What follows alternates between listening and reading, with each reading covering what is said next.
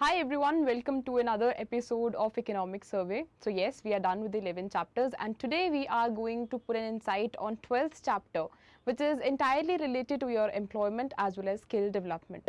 So yes, even if I talk about, what are the skills that are required. So we all know that tomorrow is, or I would say future is AI.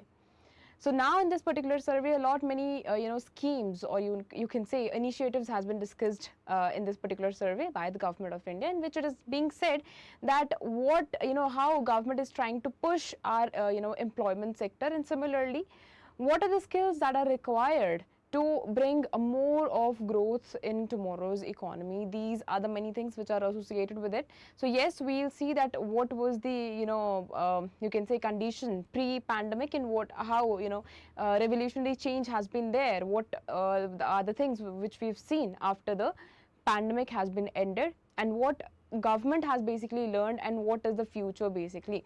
So we'll see these many things in this particular survey, and of course we are going to discuss a lot many data also, which is really very relevant from your examination perspective also. So tomorrow if you get a question, you have to code data, that is of course.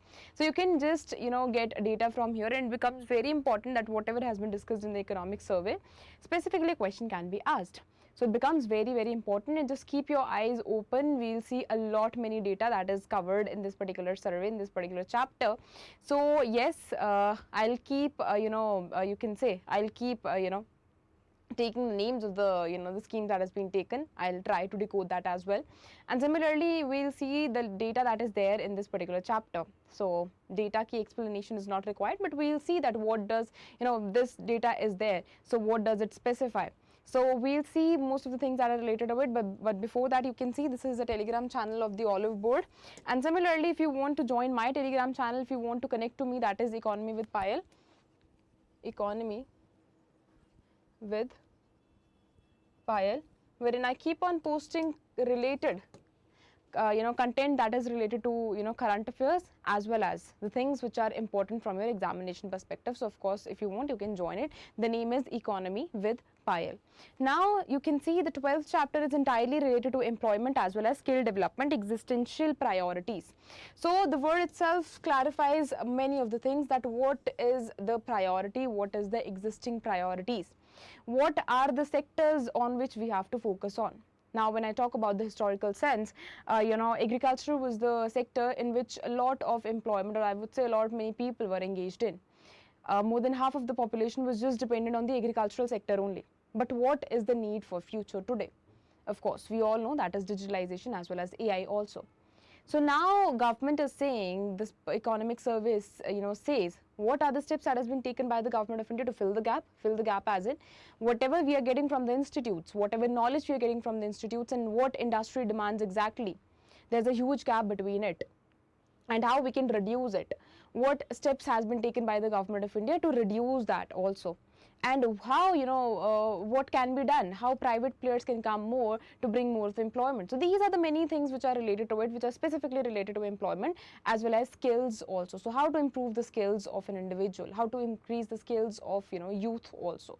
So now one by one we'll see, but specifically talking about PLFS data that specifically says that unemployment has been reduced over the period of time, and you can see that skills as well as your employment is increasing over the period of time. That is specifically what is said by your your periodic labor force survey, that is your PLFS data. So you can see by yourself here that unemployment rate has declined, labor force participation as well as worker your population have been increased. This is specifically mentioned by your PLFS data. So tomorrow if you want to code that, of course you can code that, since it has you can say specification here, so you can also code that.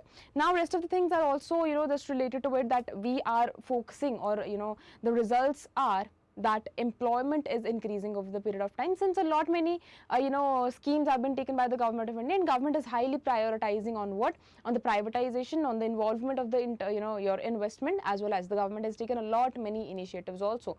For example, we are continuously towards the investment, so that when we are towards the infrastructure, we are towards the connectivity, so that means a lot many labor will be required, so that is generating employment, as simple as that. Now you can see the survey says that manufacturing sector shows resilience via the factory employment trend, And similarly, when I call upon the qualitative jobs, so you can see here that focus on creating quality jobs for sustainable livelihood to harness the demographic dividend. Now, talking about the demographic dividend, we all know now demographic dividend is what? If we have young population more and old population less, so that means our demographic dividend is, good. Demographic dividend itself is a positive word, because this shows that you have a young population. And a country who has a young population, it means that country has scope of more growth, because young population is an asset of the country. Whereas even, India can be, India is its example of the demographic dividend. Now, taking an example of Japan. India, Japan doesn't have a demographic dividend, as in specifically talking about the population that it has more of the old population. So it's a clear significance, it's a clear, you can say, message here that old population cannot contribute as equal as young population. So we can expect that the growth of Japan tomorrow can be decreased over the period of time, and you can see specifically as an example also. So when you have more of the old age population, that cannot contribute, because that has no longer to be an asset of that particular country, for that particular country. But young population, your youth, your young blood, is the one who can highly contribute towards the growth as well as development of a particular nation. So India has a demographic dividend, and we have a scope that we can grow more tomorrow. But now here comes the role of the government also, to give streamline to the particular way, to streamline the particular way. So by streamlining it, by the contribution of the government also, we can ensure that along with the demographic dividend that we already have, we have this particular rich source. Now, along with that, when government contributes toward it, of course, we can see a clear path, a positive path towards the growth. This is what has been mentioned here. So, your government emphasize reskilling, upskilling, and new skilling to boost the employability domestically as well as globally also. So you have, three of the things that are related to skills only. One is reskilling, upskilling, as well as new skilling. Okay, I hope the words are clear to all of you. Now, this is chart that is related to infant mortality rate as well as life expectancy. So you can see by itself that infant mortality rate has been, decreased, and life expectancy at birth is increasing over the period of time, which is a good thing. Similarly, you can see here that young population, old population, as well as total dependency is just written here. So we have a total dependency which is, nearly to this of the data, and we are expecting कि जो हमारी dependency ratio है, it will be decreased over the period of time till we are talking about the 2036. Now youth is also expected to decrease, but now if you take this example into consideration, we are here between it. ठीक है, 2025 में जी रहे हैं, so still we have a scope. Now it is said that when I talk about the developing nations, they have rich demographic dividend, but when they when they become developed is a good thing. Developed nation is a positive word, but it comes along with many challenges in which demographic dividend, negative demographic, as in we have more of the aged population, more of the aged population, and less of the young population. So we have chances that when developed countries achieve their development, as in when they become developed, developing countries, when they become developed, this challenge also comes along with it, that the population, the young population, decreases over the period of time. But now, talking about now only, we have a rich scope here, because now we have young population, but tomorrow we cannot expect that we will be having young population or not. So we are expecting till 2030, that till 2030 India has the scope of young population. Otherwise by 2030 or after 2030, the things will be, will start getting worsened. The aged population will start increasing, and your working population will be decreased over the period of time. So you can see here that by 2060 we expected that working population will somewhere be around 988.5, and when I talk about the total population, it will be nearly it. Now we will see that what does the rest of the things that survey has covered. So the survey says that efforts are underway to simplify the compliances, to promote the labor flexibility, as well as to improve the workers' welfare. Now government is also focusing on the improvement of the workers' welfare. We are focusing on the providing welfare opportunities to the workers also, so that they can, their interest can be you can say curated, as well as the productivity of the worker will be increased over the period of time. Similarly, it says that deregulation. Now deregulation means what? That if government has high involvement in any of the work, that means regulation. Government is highly regulating it. What happened during the period of, when I talk about the 1990s, we saw a lot many reforms there. ठीक है, एक plan आया, first year plan था, second year plan था, we know about 5-year plans, right? So what happened at that particular period of time? The government had high amount of regulation. And what were the recommendations of the IMF itself when we went to the IMF and we wanted help from it? What was the recommendation? One of the recommendations that was given to India: deregulation. Start deregulating it. You have highly hijacked a particular industry. If you want growth, you need privatization in between. So you need to deregulate it. So deregulation here aims at reducing the business's cost, encourages more of the hiring, and the initiatives have been taken here to contribute to boost the women's workforce participation also. So we are highly focusing on each and everything. It means government is focusing on the comprehensive development here, taking into consideration your each and every sector, welfare of the workers also, deregulation also, involvement of the private sector also, high investment. Similarly, we are taking care of the women workforce participation also, and it has been said that it is increasing over the period of time. In the coming slides, we'll see that also. So digital economy is in another part. So it is said that digital economy as well as renewable energy sectors contribute highly towards the growth opportunity as well as specifically talking about the employment opportunity. So these are the many things which are associated here. So the government says, the survey says that digital economy, digitalization has high scope of upliftment of a particular country, as well as it includes high of the your job opportunities also. Now these steps align with what? These steps align with the Viksit Bharat. Now Viksit Bharat is a broader objective which everyone knows. So everything that is going in a positive way, that is towards the development, you have to integrate it with the Viksit Bharat, which is a broader initiative. Now employment says that it bridges a gap between economic growth as well as widespread prosperity, which is very sure. Now India has a significant youth population, that is 626 aged 10 से लेके 24, a unique demographic opportunity. So I've already told you that we have a unique demographic opportunity already. Now if we utilize it properly, we utilize our youth. Now see, we have unemployment there in our economy, but you see practically that what is the situation? Why there is an unemployment? Because the skills, youth is lacking in skills. People have just theoretical knowledge that is delivered to you, that is delivered to them in what? In the schools, or I would say in the institutes, in colleges, in universities. But when they go to the industries, they want work there, they are lacking in skills. So that is what is the case. So now, instead of focusing on just ratification and examification, we also need to focus on what? Skills, on the development of the skills, so that we can become job ready, or you can say industries ready. Youth has also understand this thing that solely we should not focus on the government sector only. This is also said by many times, this is also said by the government also, that let's not solely be dependent on the government sectors only. Let's try the more of the entrepreneurship as well as your startups also. Start jumping into it so that you can be able to learn more and more. So still since we have many opportunities in India, it's a growing economy. Growing economy as in it has a lot of scope.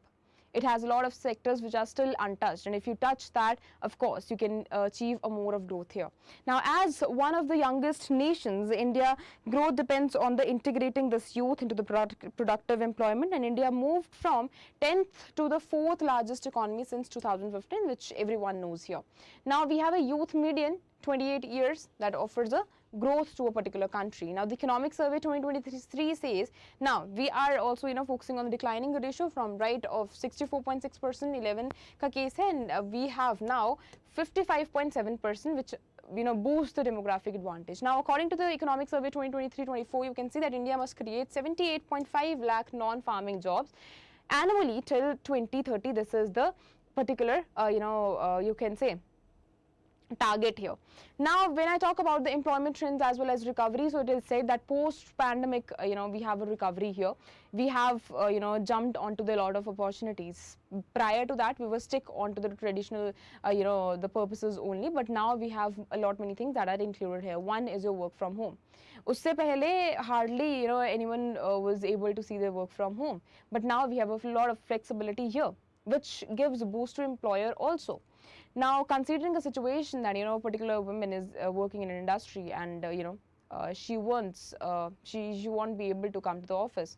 So, of course, work from home or flexibility can be provided to that particular lady, so that, the morale is also boosted, or I would say, he or she will be, be able to become more of the productive, because she also knows that office, or, this my particular company is also providing me a lot of flexibility. So this is my obligation also to contribute more.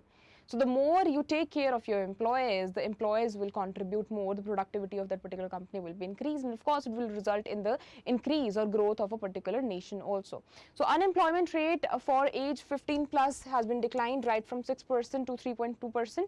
Labor force participation rate and workforce population ratio have both increased. Now, if people are participating more, if your worker are increasing more, that is a positive thing. That is a positive thing for a particular country, which is being discussed here. Now you can see here that there is an improvement in the labor market indicators also. You can just see the data that has been given. Now the current weekly status that has been aged, that is considering the age 15 years and above. I've already discussed that with you. You can consider it also. Now declining in the quarterly urban unemployment. So it is said here that we have urban unemployment, a concept. Unemployment is everyone, everyone knows the meaning of unemployment, but when we you can say integrated with the urban, so that is said that the unemployment that is related, or that is specifically there in the urban sectors, that is decreasing over the period of time. And if it is decreasing, it's a positive thing for a country, and as well as the government also. So urban labor market says that it has been declined right from 6% to 6.4%. This is what has been discussed here. This is what has been discussed here. Okay. Now you can see that urban labor force participation rate rose right from 49.3% to 50.4%, which is a positive thing. If people are participating more, it means it's a positive thing. Now state-wise, so out of 36 states and UTs, only 12 have WPR and labor force participation rate below the national average. So you can see here that we have still many of the nations. I'm specifically talking about the states, but improvement is made here. We are continuously towards the improvement. Now 14 states showed a 10 plus percent points increase in WPR, which is a positive thing, and 11 states had a similar your LFPR increase since 2017-18, which is also a good thing. Now structural shift in the employment. Structural shift, everyone knows that when I talk about the structural employment, so that everyone knows when there is a change in the technology, or when the adoption of the new technology, that is known as what a structural change.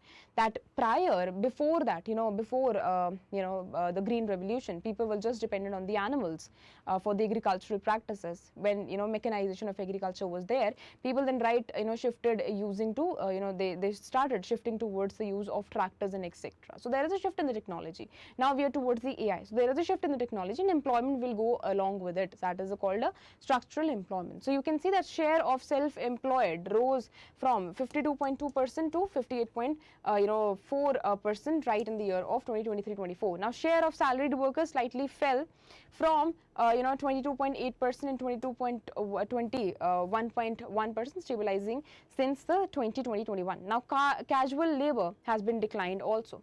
So pehle kitna tha? They were 24.9%. Now they are 19.8%. Now we'll call upon to the gender specific trends. So you can see here that we have increasing. The women participation is increasing over the period of time. When I talk about self-employment as well as your your household enterprises also, especially in the rural areas. Now many schemes are behind it. One of the you can say revolutionary scheme behind it is Mudra Yojana. So Mudra Yojana has contributed a lot in increasing the employment opportunities for specifically women. Now rural women in salary jobs fell from 10.5% to 7.8%. Urban women rose, urban women from 52.1% to 49.4%. Now there are a lot many you can say factors behind it also. Now when I specifically talk about women, so उसके साथ बहुत सारे factors जो है वो relate रहते हैं. For example, prior to getting married, that particular woman was working in another state, but now since she is married, she doesn't want to work anymore. So वो क्या करेगी, अपने घर ही रहेगी. That is one of the factors. Similarly, we have another factors also. We have a lot many factors. अब अगर किसी को if we have a woman who's ready to give birth to a child. That can also be one of the factors. So we have a lot many factors that are associated here. Rise in own account workers employer among rural, it has been increased to 31.2%. That is a drastic shift. Urban में अगर मैं बात करूँ, so that is 28.5%. पहले कितना था? 23.7%. Now there is an increase in the helpers in the household or enterprises also. So it has been increased to 42.3%. Urban में it is 13.8%. Now the data becomes very, very important. Okay. Now what is the impact of pandemic as well as supportive policies? So you can see here that COVID-19 led women to exit the salaried jobs to care for children as well as elders also. So this is what we have seen. It's a kind of little disappointed factor, but of course if government, or you can say people also start understanding things, of course tomorrow we can expect that this will be increased, the numbers will be increased. We'll have tomorrow more of the salaried women also. Rise in the flexible work post pandemic due to caregiving responsibilities, that is another factor. Government initiatives, this is one of the revolutionary government initiatives and it plays a very important role.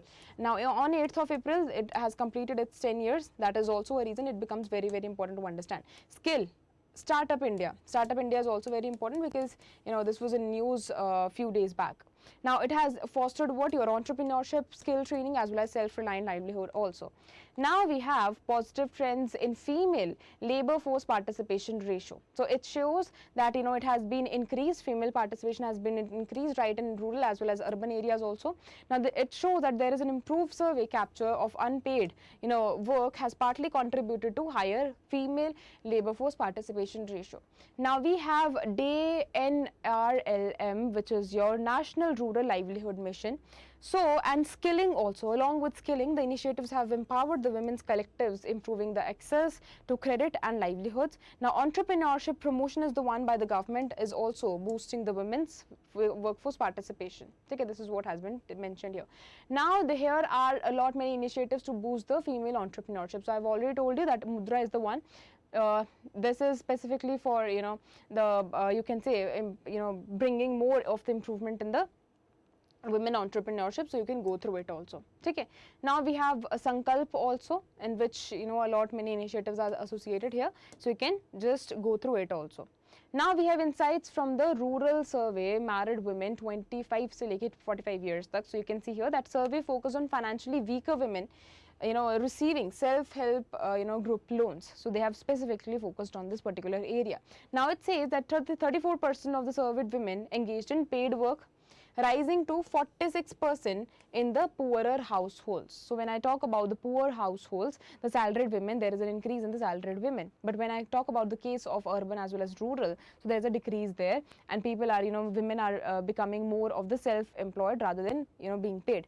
So only less than 15% of the women from top 10% wealthiest households have participated in the paid work. This is what is the case. So, we have a less participation of women also because they come from a rich background. 58% of non-paid workers engage in the unpaid household agricultural work. Similarly, when I talk about the overall, so 70% plus of women involved in paid, unpaid labor contributing to household income. This is what is the case here. Now, you can see the trend in the broad category employment-wise. So, you can see the pandemic years here and casual labor, regular labor as well as self-employed also. Okay, you can see, you just go through the chart also. Now we have barriers as well as social norms. So you can see here that 55% of the women outside the workforce cite childcare as well as household duties as a key barrier. So these are the many key barriers that are associated here. Now talking about the gender norms and domestic responsibilities, they limit the participation and willingness to work. So these are the many factors. These are the many factors related to the less participation of women in the labor force. So you can see the care sector holds major potential for boosting the female labor force participation rate, highlighting the economic survey in the 2023-24. Now you can see here we have a systematic challenges as well as policy imperatives also. So we need to remove the occupational restrictions on women. ठीक है, this is one of the things which has been discussed here. Now expanding the child care support, अगर हम child care support को अगर हम extend कर देंगे, क्रेशेस जो हमारा सिस्टम है उसको एक्सपैंड कर देंगे, सो of course women will also be able to contribute towards the development, towards the participation in the employment opportunities, because she knows that my child is safe in the creches as well as your your child care support also. Now the policies should focus on targeted skill development support for emerging economies as well as the encouraging of the transition to the non-traditional roles. Now it aligns with the skill programs, and we are focusing on the gender parity also. Now talking about the overall wage trend, so you can see here that the your regular salaried as well as self-employed workers saw an average monthly earnings that grow at 5% CAGR. That is what is the case. Now casual workers daily wages grew at a faster pace of 9%. Self-employed earnings kitni hai, that has been dipped, but they have rebounded significantly post pandemic. Now nominal wages, they've outpaced the real wage growth, which is the case here. Now you can see about the rural wage trends also. So rural wages have been have rose above 4%. And agricultural sector ki agar main baat karu, so you can see the nominal wage growth here, that is plus 5.7% for men, plus women plus 7% for women. And real wage growth ki agar main baat karu, so this I'm sure that real wage growth and nominal wage growth is just clear to everyone.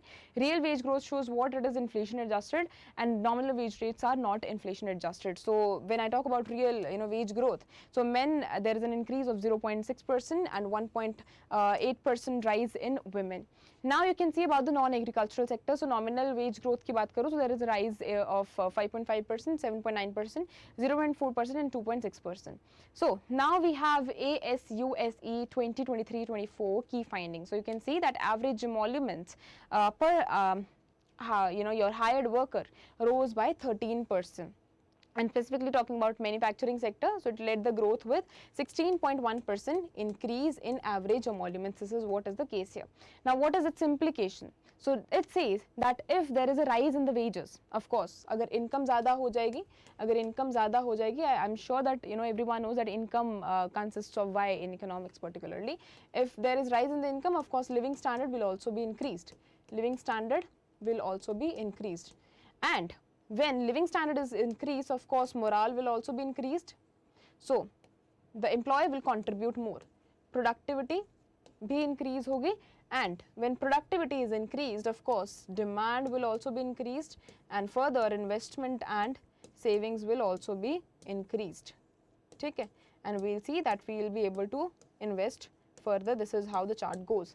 Now we have a need to access the profit, corporate profits versus the wage share for insights into the income distribution also. Now we'll talk about the land reforms, balancing security and flexibility. So the goal is to improve the ease of doing business. Now ease of doing business is what? Any step that has been taken by the government of India which contributes towards the ease in access it. For example, you have Jan Dhan Yojana. Okay, अब Jan Dhan Yojana क्या है? It's a kind of ease of doing business only. Why? Because now government is able to reach, to make reach financial benefits right to the end consumers. But before that, what used to happen? There were a lot many intermediates in between. That is the reason the exact amount was not able to reach out to the end consumer. But now it has, done an ease of doing business, because the government said that okay, let's open, one account, one savings account in every household. That will ensure what? That will ensure that each and every household, government will be able to provide financial assistance to each and every household, and of course there will be further money supply increase in an economy also. So now the reforms focus on the simplification of the labor wages and improving the transparency, accountability as well as working conditions also. Now what are the issues that were related to the previous labor laws? So old laws like your Factories Act, Minimum Wages Act had rigid micromanaging regulations. For example, your displacement, your toilet paper material, your font size, etc. These were the things that were associated with it. Now these created compliance burden, hindering the business growth. But now we have new, you can say the laws here, which includes Code on Social Security 2020. Now it covers the gig as well as platform workers also. Now it gives them a lot many benefits that are provided to the permanent employees also. Now we have social security funds that is also there to provide the welfare opportunities for the gig workers and the platform workers here. Now talking about this your universal social security schemes, which includes your accidental insurance as well as your life insurance. Okay. Now it was launched in the year of 2015. It was launched in the year of 2015, and you can see the data by itself. eShram portal is also there, which provides the social security to the workers of the specifically or unorganized sector. Now we have a digital economy, which is considered as an engine of the economic growth, and this is what employment growth, and this is what is the future. This is what is the future of any of the developing country. So definition and scope says that according to OECD, digital economy is equal to all economic activities that are enhanced by the digital technology, services, data as well as infrastructure. Now if you consider today's time, everything is digitalized. When I talk about Aadhaar card also, so prior to that we had identity issues. उसके कारण जो migrant workers हैं उनको भी बहुत ज़्यादा problem होता था. But now we have better you can say identity proofs also, which are linked with the many of the digitalized system, and also with the phone numbers also. So that is ensuring what? Now the government has taken this initiative also, your one nation, one ration card. So that has given ease to migrants here to provide them more of the opportunities as for the welfare also. Now everything is digitalized, so that is the reason we are contributing, we are expecting that this is a future. Now employment opportunity is here in this particular sector, so you can see here that broad spectrum of jobs we have. Hyper-local platforms can be used. ठीक है. Similarly, gig economy. So NITI Aayog का कहना है कि gig economy projected to reach 23.5 crore by 29 and 2030, which will form the non-agricultural workforce also, and total livelihoods may be increase आएगा. This is what is there. Now technology is dual impact on jobs. If we have positive impact, of course we have negative impact also. Now since there is advent of since there is an advent of AI, we have seen that there is a lot of hiring and firing going on in the private industries. Of course it has a bad after effects also, but we also have to consider that it has a positive after effects also. Whatever step whatever revolutionary change comes, of course it has both pros and cons. Now taking into consideration example of green revolution. Okay, so green revolution mein us time pe it was very necessary to take, but now if you see an after effect after a long period of time, it is a long term after effect. Now we are watching this thing that just because of a lot of you can say use of insecticides and pesticides, the soil has been degraded badly. That is an after effect. That is one of the after effects of green revolution only. So of course whatever step is taken, it comes along with the pros as well as cons also. So now we will see that there is a displacement effect, reinstatement effect, as well as we have it will boost the your overall economy, and we are basically focusing on this thing. We are basically expecting that automation जो है वो कुछ ना कुछ jobs को replace करेगा, but of course it will have a positive impact also. Now talking about the women empowerment, so digital economy bridges the gender gaps by enabling remote work. अब अगर remote work होगा, so women will be able to take care of her child also, the family work also, the household work also, and along with that the women will be able to do her job also. So that is one of the key initiatives here, I would say key benefits here. So offering a financial independence to women and easy entry in the labor market. Now we have fintech role also, so you can see these many other things which have been said here.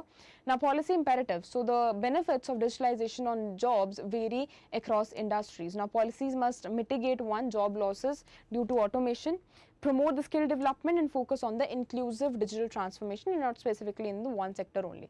Now we have green jobs. Green jobs, that is equal, that is specifically talking about the renewable energy sector. So when we were, we were just starting this particular survey, we said, we discussed that digital economy as well as renewable economy are expected to have high of the employment opportunities in this particular sector.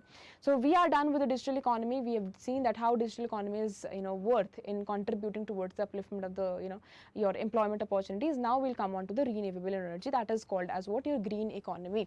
Now we are watching out this thing that government is continuously taking many steps towards the elimination of carbon emission, and government is saying that move towards the renewable move towards the adoption of renewable energy. For example, you have an example of what? The installation of the solar panels.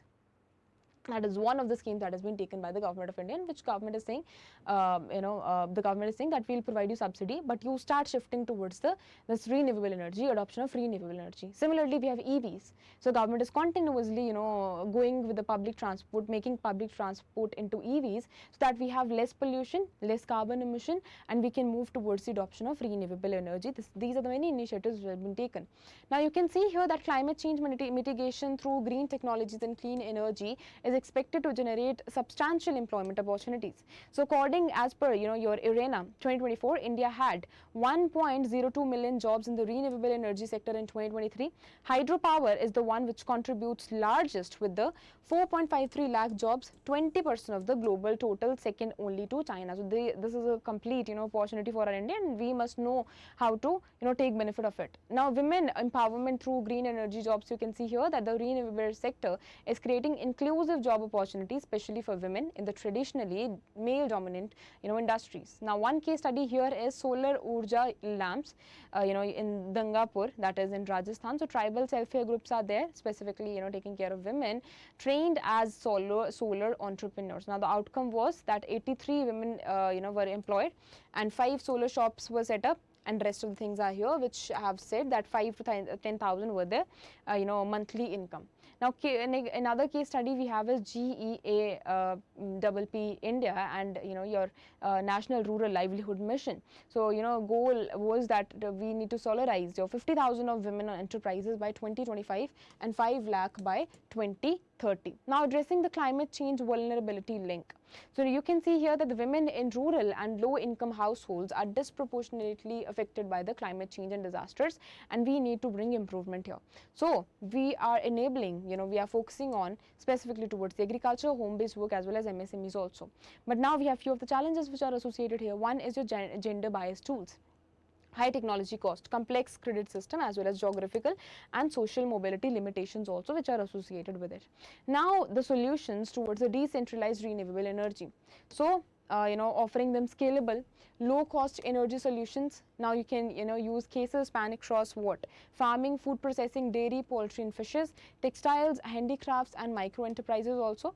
Now we have Selco Foundation initiatives also, which says that it has empowered 6,200 plus women across 24 states, which has provided effective growth, boost in their confidence. They are also able to generate income. They are also, market linkages has been improved, and climate resilient infrastructure is also there. Now one of the examples is North Karnataka, and another example is of Odisha, which has giving you an example of millet mission. Now we have policy implications. So you can see here that DRE can reduce your carbon dioxide emission, as well as your enhance the local skill and promote the financial inclusion. This is what has been said here. Now with the supportive policies, with the better infrastructure, of course we can bring more of the infrastructure opportunities, as well as reduction in the bad things. Similarly, we have Skill India for the future. So context is India is skilling ecosystem. India ke paas kya hai? It has a skilling ecosystem, must adapt to adopt for the automation, generative AI, digitalization, your globalization, as well as your climate change also. Since the economy, since the time is changing, since the economy is towards a better path, we also need to mold ourselves according to that. Now what is the current status? So as per PLFS 2023-24, only 4.9% of youth received formal vocational technical training, and out of which you can see that 21.2% have been trained through informal sources. This is what has been mentioned here. Now you can see the digital infrastructure as well as skilling. So SID portal is there.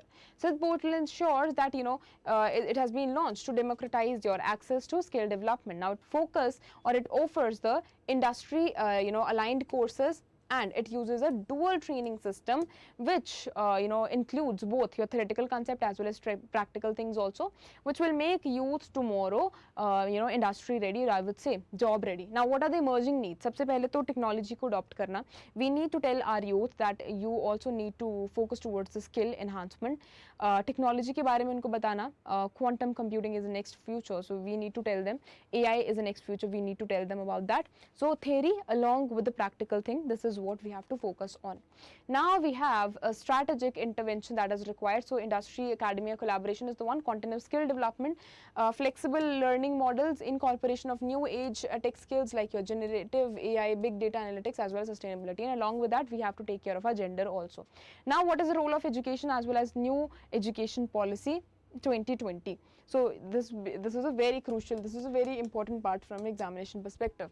Now, foundational literacy and numeracy focus at the school level. New education policy is a goal that by 2025, 50% of the students in school and higher education to gain the exposure to skill education. And now we've seen that a lot many schools have introduction of robotics as well as AI also. That is the impact of new education policy. Now, vocational education to become a part of all your secondary school over the next decade. This is what is expected. Now, workplace oriented skilling. So you can see that there is an importance of early vocationalization to ease school to work transition. Now, we need to revamp our existing ITI courses. So we need to conduct placements, that is uptake and demand analysis. Phase out your reductant courses should also be there, and introduction of the future ready courses like your AI, sustainability, etc. This is what changes should be there. Now, budgetary support. So you can see here that budget according to 2024-25 the target is 4.1 crore of youth should be employed. Similarly, time frame कितना है 5 years का. Outlay is of 2 lakh crore and focus किसके ऊपर है, job creation के ऊपर and skilling के ऊपर. This is what has been discussed here. Now, what is the way forward? So way forward is that we have a rich demographic dividend and we need to utilize it. We need to utilize it by providing them skills, by providing them more of the opportunities. And when government is focusing on the betterment of the infrastructure, of course, it will lead to providing them more of the employment opportunities. And when we see that there are employment opportunities, so it is a responsibility of the youth also to get skills to get job ready tomorrow. So we are focusing on strategic skills roadmap, incentive-based schemes, regular curriculum review aligned with the market trends. Now, international mobility of skill, workforce. So you can see India's diaspora advantage. So India has a diaspora of 32 million, making it one of the largest diaspora population globally. And with the 65 of its population under 35 and median age of 25, we have a good demographic dividend. Now, what is about global job opportunity? So you can see that as per World Economic Forum. So it becomes very, very important data. Tomorrow, if a question is asked, you can just quote it in your, you can just combine it with your, static portion so that you can have an excess of current affairs also. So it is an estimated 97 million new jobs will be created globally by 2025, and there are high demand in the healthcare, construction, and your informative technology, agriculture, as well as financial services also. Now, what are the strategic opportunities here? So India can become one of the global talent hub if it ensures that skill is there and industry relevant jobs and employment skills is also there. Now, benefits इसके क्या है? एक तो employment opportunity को enhance में होगा, हम foreign investment को ज़्यादा attract कर पाएंगे. It will stimulate your economic growth. It will strengthen the India's role in the global economic landscape, and you have a broader scope here, which is your Atmanirbhar Bharat. Now, what can be the way forward? So, map करना हमारे जो global skill gap है, map them. Global skill gaps se bhi, firstly see in your India that what are the gaps, and then focus on the global skill gaps also. Aligning your domestic skill program with the international labor market needs. This is what has been discussed here. Now, what can be the conclusion? So India has witnessed strong employment growth in the recent years that has driven by post-pandemic recovery, increase in the formalization, and similarly entrepreneurship and skill development, and improve in the regulatory environment. Now, we have gender inclusive things also. You can just read by yourself. This is just the crux of whatever we have already discussed. So now, जो हमारे labor reforms है, they foster what? Your simplified compliance, greater flexibility, enhancement in the work welfare. That is what has been discussed here. Now, talking about deregulation and employment also. So deregulation jitna hoga, of course, will attract more of the private things here, and of course it will lead to increase in the employability. Now you have for all of you, we have a question. So now you can see the Union Budget 2024 announced new scheme for internship named as A in B top companies to see youth over the period of D. So you have to tell me that what comes here in A, B, C, D. So what do you think? What is it? A refers to what? Niti Aayog internship scheme, your Ministry of External Affairs internship program, PM internship scheme, RBI internship program, या फिर Lok Sabha internship program. So yes, you all are right. So the correct answer we have, whosoever has given the correct answer, this congratulations to that particular person. So you have given the correct answer, in which we see that the PM internship scheme is the correct answer, because here the government said, and it is a recent one. So it is very important from your examination perspective also. So the government is saying that we are lacking, the gap is so huge that whatever information people are getting, students, youth is getting from, its institutes, and what industries are demanding, there is a huge gap in it. Now the government is trying to make youth ready for the job, or you can say for the industries. Now you have to tell me what does B refer to. So यहाँ पे हम top companies की बात कर रहे हैं. So you have 500 as a correct answer. So C is a correct answer here. Now we are talking about youth here.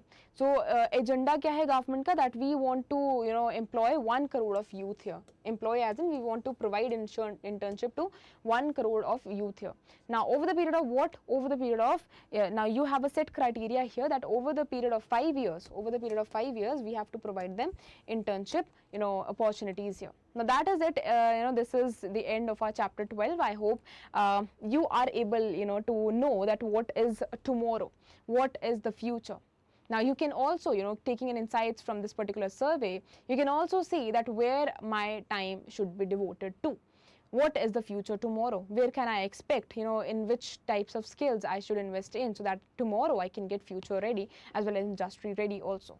And if you are very smart enough, you can open your own work also, and you can say that you can keep people, you can just give them employment opportunities. You can be the one also. So I hope each and everything is clear in this particular survey. We are just left with one chapter only, and I hope each and everything is clear. If you have any doubt, you can just pin that in the comment section, and I'll answer that, of course. So yes, thank you so much for joining this chapter, for joining this class, and I'll meet you in the next one. Thank you so much.